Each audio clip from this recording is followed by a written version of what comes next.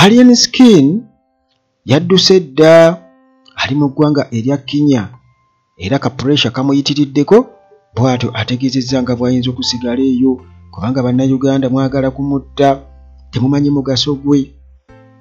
Waliwo omukyala azadde obwana mukaaga era bonna munnange ate Abudumulaasi atubulidde ebyama nga bw'abadde undercover ebbanga lyonna nti y'omu ku abo munnange abaazikwatako. Ate okusinziira munaye ku bigenda mu maaso, districts zeeyongeredde ddala wano e Uganda, bakyayongerera ddala districts. Nalabye Kanale Muguma agamba nti tujja kutuuka okubeera MP 10 lulambirira. Kale munnange byebyo era nkulamusizzaako gwe wenna ampuliriza wano ku Uganda Atalagi nga bulijjo mu mikwesese. Aba Maintenance Palace bwe bali nnyo gwe ayagala solar systems. Bw'oba oyagala solar system ey'omulembe esobola okuyambako ku kibululu ekiriwo, amasannyalaze gavaavaako okusinziira ku bwetaavu bw'oyagala kwakisa amataala gokka oba amataala na TV oba kuteekako fridge n'ebirala. Kale balina munnange solar systems gweosobola okubatuukirira era ne bakubuulira nti okusinziira munaye ku kyoyagala tujja kukuwa eno oba eri. Balina ebyamazzi, balina ebyamasannyalaze, bakubireko ennamba zaabwe bwe ziri awo. Okukosa Hillside View Apartments ku Ntebe Road ku Church Ejjanyi, era nga munnange gwe yandyetaaze apartments ez'omulembe aba Hillside View Apartments we bali nnyo. Amasannyalaze nakugamba tegavaako ate nga ne wifi weeri ya bwereere togimalaawo. Security eri gguluggulu, ba caretakers ba mulembe nnyo ne transport. Kale Timo Property Consultants Limited nabo ku nsonga z'ettaka gye bali nnyo, bakubireko wayagala ogula ettaka oba okutunda ettaka, okuzimba ennyumba, okugula ennyumba ewedde, kuba ku byapa. Ne dokita waffe waali nnyo omusawo omukugu Dr. Ali Talented gw'osobola munnange okumufuna, nsobola okuwa ennamba ze oba ennamba ye n'oyogerezeganyako naye. Ennamba zange bwe ziri awo, emu ensimbi 15 endala 73. Okay, kakati munnange tuza tutandikire ku nnakazadde w'eggwanga kuba ge mawulire titwagatandikira mu nnaku manyi nabagamba nti kumpi mu mboozi zange zonna kati mulimu okufa, naye mweno sigenda kwogera ku kufa okuleka mpozi Alien Skin yabadde ng'ayogera ku kufa nti baali banzise. Bannange mwali munzise, watusuubiza mu nkuuka mbu ate 2026 mu kalulu kigenda kusukkamu mu kampeyini kigenda abaana baba tebakisussizza. Bamanyi bagamba nti kiika ngo tekimanya muzira. Eyo tujja kugendayo naye katusoke tulabe nnakazadde w'eggwanga omukyala munnange bw'atyo. Kuno kuzaala kukola ki? Okuzaala kubanga okuzaala ndowooza koze enkoko yeebiika kuno kuzaala. Kakati munnange omukyala okuva sayidi z'Eshema wali azadde obwana 6, abadde amaze emyaka 26 nga tazaala, naye abadde yazaalako alina omwana w'omu. Kakati abadde amaze emyaka 26 anoonya omwana abuze. Kakati Mukama Katonda n'ayanukula essaala ze. Omukyala munnange okuva Eshema wali bw'atwewuunyisizza oluvannyuma lw'okuzaala obwana 6. Obwana 6 newankubadde nga abadde tasobola kubeera nga yeekubagiza kitazaalangako, naye emyaka gibadde 26 nga anoonya omwana abuze. Kale munnange newankubadde yalongooseddwa babamuggyemu bujje kubanga babadde bangi nnyo, abaana 6 ate nga bonna eky'omukisa omulungi babadde mu mbeera nnungi nnyo. Kigambibwa okuba nti abaana bano babadde bazitowa babali 6 kati abamu babadde mu kilo 1.5 ate abalala mu kilo 2.5. Kakati munnange bwatyo olugendo lw'okuzaala oluvannyuma lw'okubeera nti si lwangu nnyo ate naye afunye okusoomozebwa kw'amaanyi nnyo mu myaka egiyise kubanga nti ono omukyala abadde yakavaamu embuto ebbanga eri avuddemu embuto 9 azifuna ne zivaamu era nga tebimubeedde byangu nnyo bw'atyo ng'akanya Saala era munnange Mukama Katonda n'ayanukula essaala ze ate kigambibwa okuba nti okusinza ku basawo baga nti abadde enseke ye fallopian tube enseke oluseke fallopian tube mbw'abadde na lumu lwokka. Kakati munnange nga ebyo byonna biri awo nti abadde ng'avaamu embuto ate alina oluseke lumu. Kale munnange n'abeera ng'essuubi lye libadde ttono nnyo. Kale bw'atyo babadde alinze abaana naye n'azaala abaana 6 kitegeeza nti kati alina abaana 7 kubanga muwala we omukulu bw'atyo gwe yazaala oluvannyuma lw'emyaka 26 kitegeeza mukazi mukulu. Bw'atyo naye ku mutimbagano yabadde musanyufu nnyo gaga nti kaakati nti enjogera eri nti ye mwana yekka evuddewo maama amaze okuzaala obwana 6 obulera awo kati. Kale munnange ebyo byebyo oyinza okuba nga onoonya omwana ng'abuze n'ogamba nti Mukama Katonda yanvaamu. Kaakati munnange eyo tuveeyo tugende mu maziga. Alien Skin bw'ati atutegeezezza nti ayinza okusigala ekkinya eyo n'abeera eyo kubanga eno temumwagala mumutiisatiisa okumutta.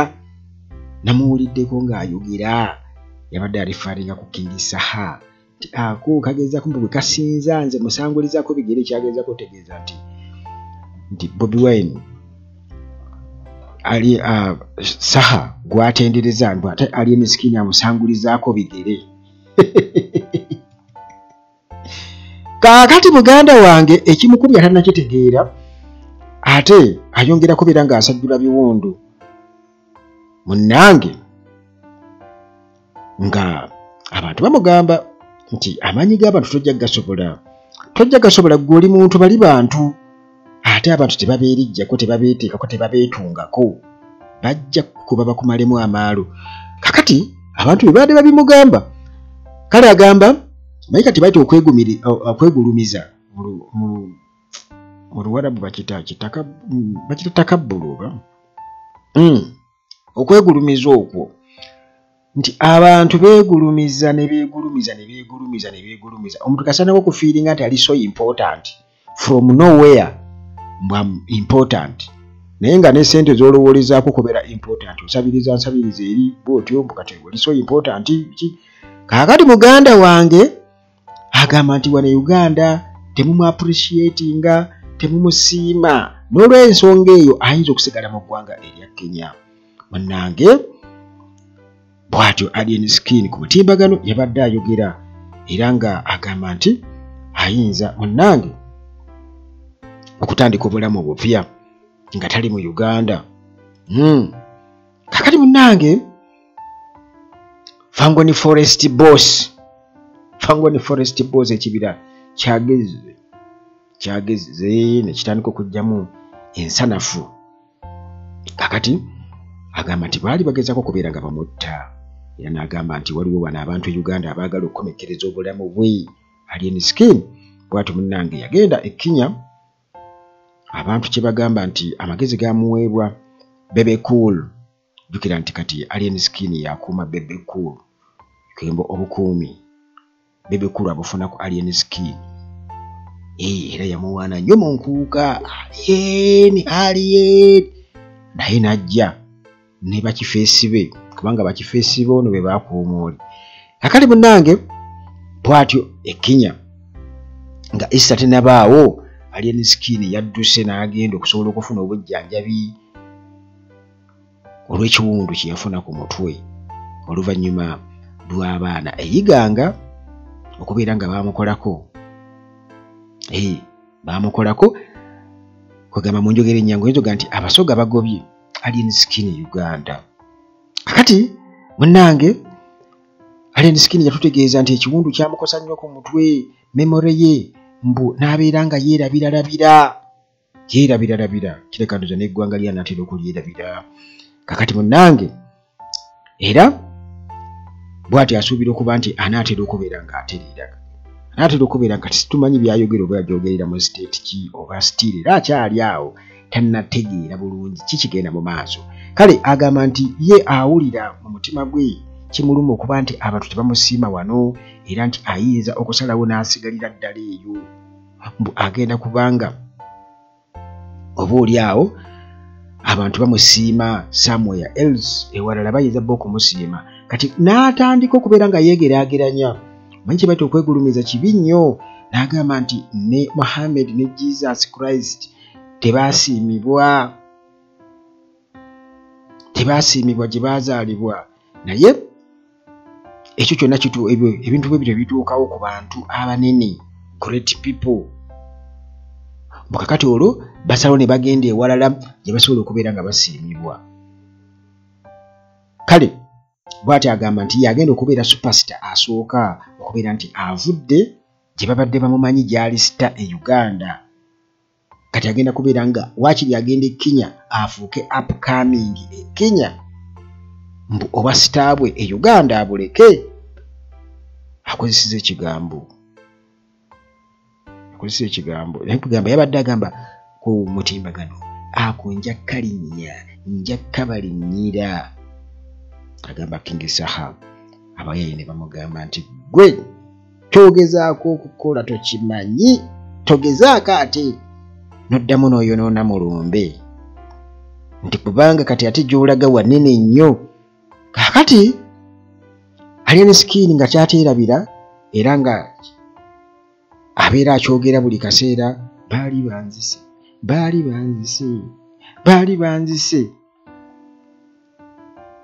mbu newankubadde nga neekubira omulanga naye teryanfaako nasaba gavumenti empe security naye ne bayigino walinga ne batakifaako nze ndi wa mugaso nnyo okusinga abantu bangi nnyo e Uganda ate nga babawa obukuumi ngenda kutwala fango ne forest yange yonna ne fulaga zaffe tuzitwale e Kenya okusinzira ku Alien Skin. Kakati mannange Alien Skin ekizibu kye yalowooza nti oba oli awo amugaso nnyo okusinga abantu abalala nti yeerabidde nti ne paapa yakafa ate era bagenda kulonda paapa omulala essaawa yonna takimanyi yalaba wa mugaso naye mu kaseera kano yali badde afuna ekifaananyi paapa yakafa ate bagenda kulonda ne paapa omulala bali badde bagamba nedda ono tazzikawo. Kakati munnange Alien Skin kye yali badde ategeera nti n'ensi yaffe ng'abantu era Katonda bw'akuwa omukisa tekitegeeza nti ate munnange gwe oba wakabi nnyo toba wakabi nnyo kubanga ate wabawo abalala emabegawo era bagamba nti buli mabegawo omumanyi wabeerawo omumanyi era n'Abaganda bagamba ewakula ennume tewakola ki tewakuleemu Baragadi kati Kamiliyoni wuuyaawo naye asambagala n'abalala bangi abaaliwo abakabi ennyo. Kaakati munnange ebyo byebyo era nga n'abantu abamu bo bagamba nti Alien Skin babadde tebamumanyi nti gyali abantu abamu bagamba babadde tebamumanyi nti gyali kati ate Alien Skin akimanyi nti ensi yonna emumanyi. Kakati awo enduulu omanyi Paul Kafere yagamba nti enduulu zisudde bangi awazibu naye ekizibu ekiriwo Alien Skin abala nnyo obusente. kakati yajja n'abala obusente bwa NRM era n'afunayo obuswazi. Kakati mu kukuba abantu mu nkuuka, in fact yali VJ Junior yagamba nti yamukubira n'amugamba n'amubulira pulaani ye n'agamba nange omwana oyo mugezi nnyo. Yali Junior mugezi nnyo, naye nga yeerabidde mbu obugezi bwe tebuli ku kukuba bantu ate kulumya abantu balala. Agusiga amagezi ow'amaanyi, kugamba omuntu aba akozesa bwongo ate amaanyi akozesa matono. Asinga kulowooza. Naye kati ono muganda wange bakifeesi baani n'okuba abantu mbu afune ettutumu. Ebbanja ly'omwenge likola ki? Liggwa na mwenge. Era nze siina kye nnenya ku bannayiganga kubeera nti ba disciplininga alien skin. Tebajjanga okwo kubanga bwe tujja okubeera nga munnange ate atuwona abatufutubbalako tuli ku birala nnyo, nabo bo bali mu kukomberera busente olw'okuba nti baagala busente.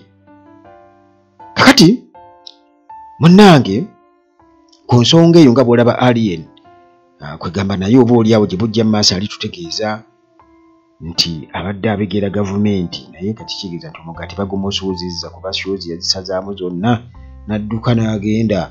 Ati bagamba kugoba tabulako kyakusuza n'agenda ekkinyo oba baamuwaayo ndowooza ez'obujjanjabi. Kakati n'okudda atya kubagamba ngenda kuyimbawa kubanga ekitiibwa muganda wange abantu be bakikuwa kuba society ekubulira kikyoli. Kati waliwo bano bakifeesi bo babeerawo kugamba naye bakuba omuntu waliwo kugamba singa wabaawo omuntu nga bamusonzeemu nti akoze kino, waliwo abajja okukwata amayinja bamukube ku mutwe nga tebeebuuzizza kyoba ani. Omulala ajja kugamba nedda temumukuba musooke muleke. Kati obwongo bwe buba bwawukana. Kati alien skin yali mu bwongo buli mumukube.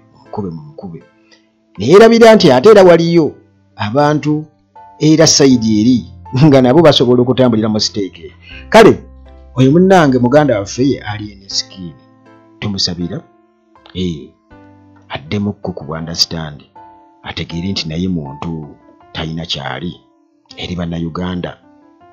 Tetumwagaliza bwavu oba bubi oba kufa, naye amagezi n'okuteeka ekitiibwa mu bantu okwegulumiza ebyo. Kakati Abudumulasi era mu ngeri y'emu ndowooza naye oba agezaako kwagala kulinnya ddala, agezaako kwagala kwezuukusa. Omanyi kati wano e Uganda sitanti ze zikola. Kakati munnange ono wakadongo kamu Abudumulasi yali w'amaanyi nnyo era mu history bagamba nti Kamiliyoni yasuula Abudumulasi. Mbwe yamusuula oba Kamiliyoni ng'atya nnyo mu kiseera ekyo.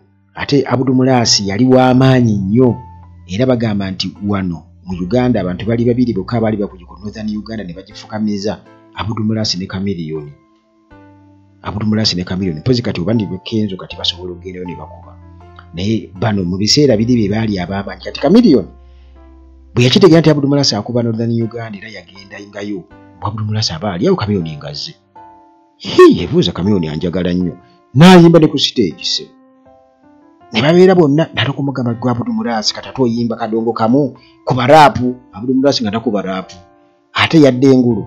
Kakati munnange Abudumulasi ono avuddeyo n'atutegeezezza nti ebbanga lyonna abadde embega, abadde spy, government spy, abadde abegera gavumenti emyaka gyonna gye tumumanyidde. Ono bw'atyo era tutegeezezza nga bw'abadde akola omulimu ogwo era yakwatako ne ku mmundu mu biseera bwe yabeerera ow'amaanyi ennyo n'okutuusa kati. Abudumulasi kimizza naye ebbanga ddene naye nga taŋŋambako ku kintu ekyo, naye yakyogedde era alina bwe yabadde agamba ku mutimbagano. Kati Abudumulasi bannange bw'atyo ng'atutegeeza nti ye abadde mu activities eza National Resistance Army Bush War, yaliko mu nsiko era yaliko omuyeekera. Ayina emyaka emeka mu kiseera ekyo? Yalina emyaka emeka mu buyeekera? Kubanga Abudumulasi alina emyaka emeka? Bwe tubala abalamu yalwana alina emyaka emeka? Mukina mukaga yalina emyaka emeka Abdulmulasi alimba sijja balimba alabika alimba kubanga Abdulmulasi tannaweza myaka 5 tannaweza myaka nsuubira okubanga Abdulmulasi bw'aba mukulu nnyo nga mukulu nnyo ayinza okuba ali wakati w'emyaka 49 na 46 awo naye atugamba nti yakwatako ku mmundu era yali mu lutalo olw'ekiyeekera era nti niwe yafuukira ow'amaanyi kubanga njukira stories za Abdulmulasi ne Kafeero kwa Kafeero yaleeta Abdulmulasi mu by'okuyimba anyway naye bono bwe yafuuka sereebu mbu yasigala undercover era ng'agamba mubadde temukimanyi naye njagala mwebuuze lwaki nateranga okutambula n'egganga y'aba UPDF nga ne bwe ngenda okuperforminga mbeera n'aba UPDF naye buli mugwagwa yenna asobola okuba n'aba UPDF kasikuba ne sipapa nkozesa ekikigambo nti buli mugwagwa yenna asobola okuba n'aba UPDF abamukuuma kubanga ne sipapa yalina aba UPDF abamukuuma kati sipapa alina capacity ki ate ye yalina BSFC ono yalina abali batamanyi nadde n'okukola kino okukasuka omugu ng'abaana ba Nuupu wemwabalaba bafuutu soja kakati munnange yatugamba nti yalinga ku mission era ng'akolera state era nga kyekiraga oba ke kabonero akalaga oba kyoyinza okukozesa okutegeera lwaki yabeeranga ne security ez'amaanyi ennyo abamugoberera abamuwerekerako abasirikale nga b'amaanyi yatiranga okubeera protected naye abayimbi b'ekiseera ekyo bakamiliyoni baani kyobula nga balina beesi nene nnyo ku basalimu ssali n'abalala kubanga amaalo gali gakyali mangi mu biseera ebyo nga basirebu toyinza namuwaabira ku poliisi toyinza nakumuwaabira ku poliisi kakati mu kiseera ekyo Abdulmulasi yali w'amaanyi Abdulmulasi yali w'amaanyi ku muganda wange Abdulmulasi abatamanyi club siri walinga kibaita unplugged kati Abdulmulasi ng'ayimba kadongo kamu naye yali mu sirik unplugged muganda wange Abdulmulasi ngenda kusiba faamu ey'abakazi nteekeko ne sengenge mu club siri nga abaana bakola ki kakati ya Abdulmulasi kati mu kaseera ako era yasobola okuba n'abasirikale era asobola okubeera n'abasirikale ate nga mulimu n'abo abali bateekamu ssente mu bivulu ebimu ne bafunamu ssente abagezi kakati awo security detail ayinza okuba nga nayo yali yakiwaanyi kubanga kugaye buli musiru yenna asobola okubeera n'aba UPDF abamukuuma kubanga ne sipapa baba basobola okubeera nga babomowa kakati munnange yatugamba nti yalinanga abasirikale 5 more than 5 officers abasukka mu 5 abalinga bamukuuma era nti batera mu kubeera ku stage mbumu ng'abeera ku stage naye ate abalala nga basigala eri backstage bakuuma omukulu Abdulmulasi abasirikale aba UPDF nga bamukuuma jjukira nti sipapa batuuka bamuwa abasirikale naye ng'atuuka okubagamba ebintu ebitategeerekeka kugamba ng'akola bukozi effujjo ng'ayagala abalagire ssebo mukole muti kubbo nti owange ne balipootinga nti omusajja tetujja musobola ono tategeera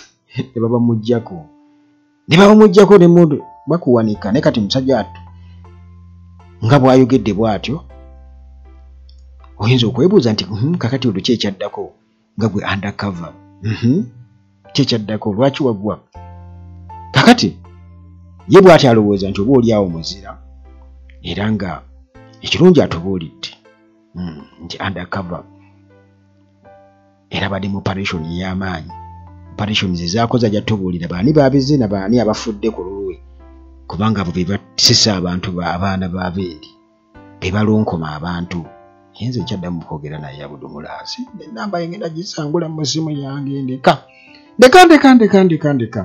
kakati kirabika ndowooza bamusindika okubega Mama Lususu abamuyita baani ono bayimba Mama Lususu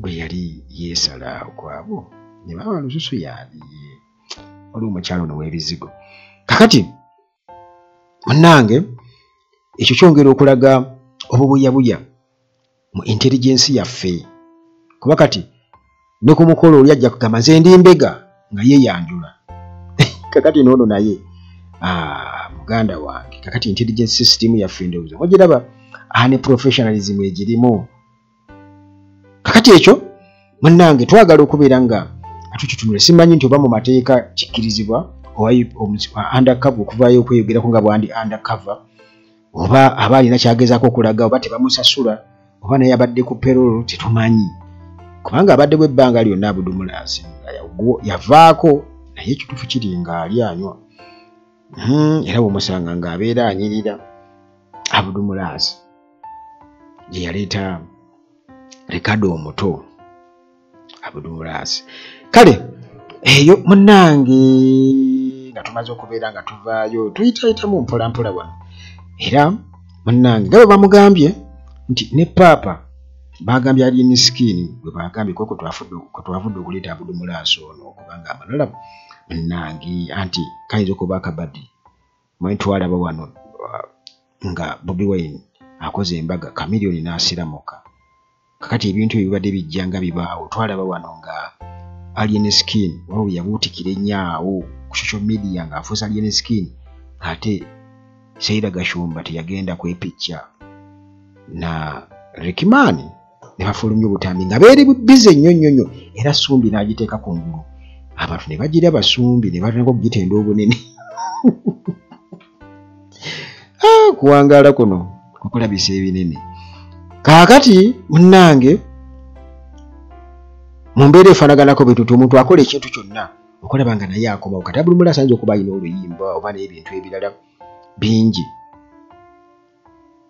y'omu ku abo abayimbi bemmanyi abalina performance eyakabisi nga abaweereddwa omukisa naye Chameleone yasuula oba yamuloga oba yakola ata teryamanyi kale munnange engeri ekiri nti abantu babadde bagambye Alien Skin nti ne paapa kyajja afa tebaagala kumureplacinga mu bwangu kakati gwani kale ku nsonga za paapa twakitegeddeko nti Gino Museveni already yamaze dde okubeera nga ate asindika Anita Among era basitula ku lunaku lwa 6 bagende okubeera nga bakiikirira mu kuziika paapa naku zomeza 26 25 bino tubifuna okuva eri Captain Mike Mukula atugamba nti speaker alina enkolagana nene nnyo abadde n'enkolagana nene nnyo ne Pope Francis era bw'amuwadde invitation kyokka ate n'amaliriza agaga nti Gino Museveni mbu yagenda okiikirira Uganda bu Gino Museveni gw'asindize kakati baayinvayitinze Gino Museveni oba kubanga tuga nti Cardinal Giovanni Battista mbu ye yakoze ekyo yaweereza invitation ng'ayinvayitinga ani Gino Museveni oba Among kubanga Among yalabwako ne Pope era yamugamba ng'agenda kuzaalira abaana bange biki ndi lubuto n'amaliriza okuzaala n'amutwalira ku balongo n'abalabako Anita Among newankubadde nga yateekebwako envumbo naye yagenda okulembera mu delegation abakungu abagenda okubeera nga babeerayo mu kuziika era nga bino byonna munaye bigenda kubeerawo nga Vatican emaze okubeera nga ebayita bagende bakiikirire basirika eya St Mary Major gye bagenda munnange okubeera nga babeera saawa zigenda kubeera 4 ez'okumakya bali ku St Peter's Square bagenda okubeera nga baziika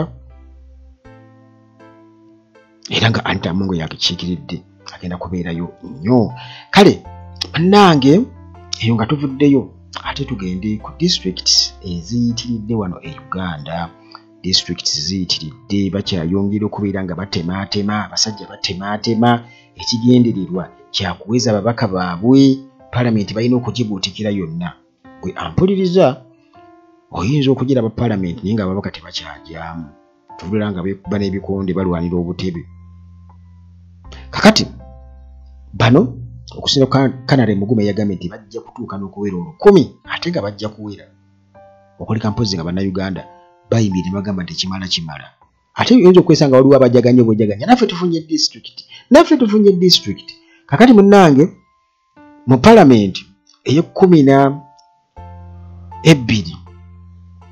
tuyinza okuba n'ababaka nga bangi nnyo Museveni amaze okubeera nga ayaprovinga districts endala Tororo.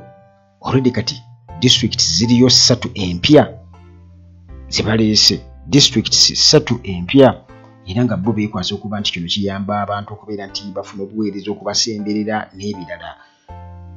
Naye nga munnange weesanga nti Tororo nga yo okoleka okugira nti bagamba nti site, kubanga bw'ogamba nti site tekitegeeza nti nno bw'otuuka y'olabira ddala nti site, kuba wetwogera ekigambo site kiba kintu kirala nnyo, kiba kintu kirala mpozi site mu Africa.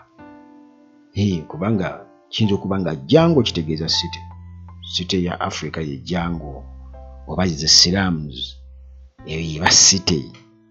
Kale nti bano bamaze okubeera nga basalaasalamu, era kubayagala okubimanya osobola okubitegeera, kubanga ebintu byeyo muganda wange nange sibitegeera nnyo, kubanga okusinziira ku districts ze baasazeesazeemu bagamba nti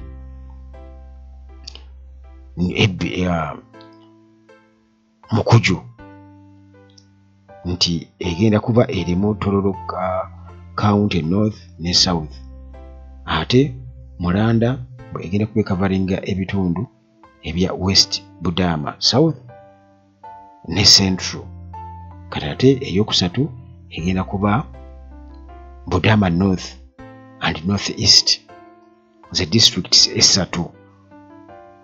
Kale gatusembedde akaluka 226 nti byonna gwe munnange ampuliriza osobola okubeera nga obikwasaganya oba nga obirireetinga ku ki ekiyinza okubaawo, naddala ku kubeera nti ababaka babeera beeyongera, kubanga tuba tulina okubeera nga ate tukola bwezizingirire okulaba tuba n'ababaka bangi mu paalamenti okusobola okubeera nti twenywereza mu buyinza. Mukimanyi bulungi nnyo nti awo buli kiteeso kyonna kiba kiyitawo buyisi. UPDF Act, yes. Ebirala byonna, yes. Coffee bill, yes. Awo tukola ki? Wetulaga muganda wange, era kyekigendererwa. Kankusiibulire wano, sigenda kubanga nsukkawo. Weebale nnyo okubeera nange oba kutambula nange gyonna gye tuvudde, tusigalate mu mboozi zaffe eziddako wano ku Uganda Talagi nga bulijjo. Mukama Katonda abakuume.